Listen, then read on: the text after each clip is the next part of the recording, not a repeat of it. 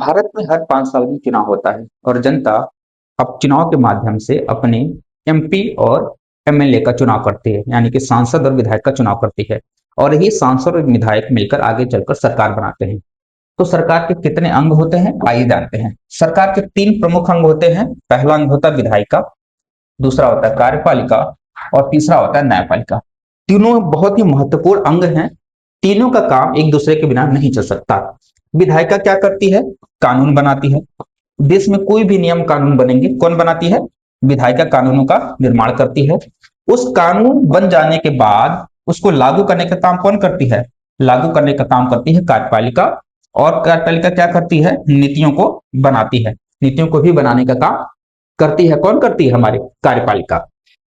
उसके बाद तीसरा अंग है न्यायपालिका। न्यायपालिका का काम क्या है? जन विवादों का निपटारा करना, यानी कि दो व्यक्तियों के बीच जब मामला होता है, लड़ाई झगड़े होते हैं, उन मामलों को निपटाने का काम कौन करती है? न्यायपालिका। दूसरा न्यायपालिका का काम क्या है? केंद्र और राज्यों के मध्य भी कोई भी अगर मामला फंसता है, लड़ाई झगड़ा होता है, तो उनको भी सुलझाने का काम कौन करती है? हमारी न्यायपालिका। जैसे कभी कभी आप समाचार पत्रों में पढ़े होंगे कि जल बंटवारे को लेकर दो राज्यों के बीच में लड़ाई हो जाती है, तो उनके झगड़े को भी सुलझाने का काम कौन करती है? हमारी न्यायपालिका करती है। तीसरा काम हमारी न्यायपालिका का बहुत ही महत्वपूर्ण काम है कि जब भी संसद के द्वारा कोई भी कानून बनता है, तो उन विधियों को व्याख्या करने का भी काम कौन करती है? हमारी न्यायपालिका करती है। आइए जानते हैं सरकार के 3 प्रमुख अंगों में। पहला अंग कार्यपालिका। कार्यपालिका कार्यपालिका 2 स्तरों पे क्या नाम डिवाइडेड है। पहला संघ की कार्यपालिका और दूसरा राज्य की कार्यपालिका।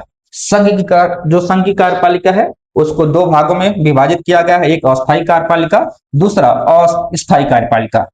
पहला कौन सी कार्यपालिका है? अस्थायी, यानी कि टेम्पररी कार्यपालिका। दूसरा अस्थायी, यानी कि जो परमानेंट कार्यपालिका होती है। अस्थायी कार्यपालिका कौन होती है? कौन कौन आते हैं उसमें? राष्ट्रपति आते हैं, उपराष्ट्रपति आते हैं, प्रधानमंत्री आते हैं, संघ का मंत्रिपरिषद आता है और महान्यायवादी आता है। अब संघ के मंत्रिपरिषद में 4 कैटेगरी है। एक कैबिनेट मंत्री की कैटेगरी होती है, दूसरा राज्य मंत्री की कैटेगरी होती है, तीसरा उप मंत्री की कैटेगरी होती है और चौथा होती है स्वतंत्र प्रभार और राज्य मंत्री की कैटेगरी। संघ की कार्यपालिका 2 भागों में विभाजित है। पहला अस्थायी कार्यपालिका, दूसरा स्थायी कार्यपालिका। अस्थायी कार्यपालिका में कौन कौन आता है? राष्ट्रपति आता है, उपराष्ट्रपति आता है, प्रधानमंत्री आते हैं, संघ मंत्रिपरिषद आते हैं और महान्यायवादी आते हैं। संघ मंत्रिपरिषद के 4 कैटेगरी हैं। कैबिनेट मंत्री की कैटेगरी होती है, दूसरा राज्य मंत्री की कैटेगरी होती है, तीसरा उप मंत्री की कैटेगरी होती है, चौथा स्वतंत्र प्रभार और राज्य मंत्री की कैटेगरी होती है। स्थायी कार्यपालिका में कौन कौन आते हैं? आप जिस चीज की तैयारी कर रहे हैं, जैसे आईएएस, आईपीएस, ये सब किसमें आते हैं?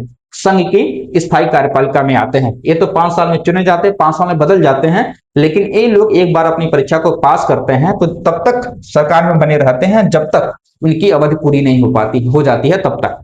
तो आईएएस, आईपीएस कौन सी कार्यपालिका होती है? स्थायी कार्यपालिका होती है। सेम तरीके से राज्य स्तर की कार्यपालिका होती है।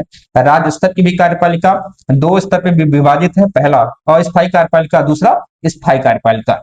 अस्थायी कार्यपालिका में सेम राज्यपाल, सीएम, राज्य मंत्रिपरिषद और महाधिवक्ता। केंद्र स्तर पे महान्यायवादी होते हैं और राज्य स्तर पे महाधिवक्ता होते हैं। राज्य मंत्रिपरिषद की 4 कैटेगरी हैं। कैबिनेट मंत्री, राज्य मंत्री, उप मंत्री और स्वतंत्र प्रभार राज्य मंत्री। कौन कौन सी कैटेगरी है?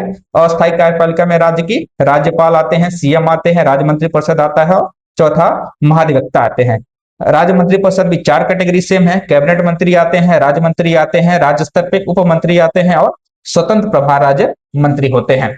स्थायी कार्यपालिका में कौन कौन होते हैं? राज्य की नौकरशाही, जैसे पीएस अधिकारी, डीएसपी वगैरह, एसडीएम वगैरह, और जो केंद्र सरकार में भी जो चुने जाते हैं आईएएस, आईपीएस का जो मतलब जो परीक्षा पास करके जो चुने जाते हैं, उसके बाद वो राज्यों में जाके काम करते हैं, वो भी राज्य की नौकरशाही में जाके काम करते हैं और वो भी राज्य की स्थायी कार्यपालिका के अंग होते हैं। आई होप आपको आज का क्लास ठीक लगा होगा। अगर लगा है तो लाइक करिए, शेयर करिए और सब्सक्राइब करना मत भूलिए। Thank you so much.